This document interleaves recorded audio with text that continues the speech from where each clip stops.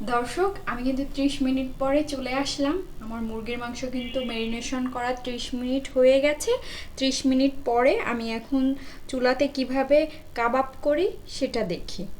শুরুতে আমি যে চুলাটা নিয়েছি, আপনারা যে যেভাবে করতে পারেন ওভেনে, করতে পারেন চুলাতে, করতে পারেন শিক কাবাবে শিকের মধ্যে দিয়ে, কিন্তু আমার কাছে মনে হয়েছে যে আমি এইভাবে করব, এর জন্য আমি এটা করে নিচ্ছি। দিয়ে দিচ্ছি এক এক করে মুরগির পিসগুলো। যদি কুক হয়ে যায়, কুকের পরে আপনারা চাইলে পিস কেটে কেটে ছোট করে নিতে পারেন। আগে বড় থেকে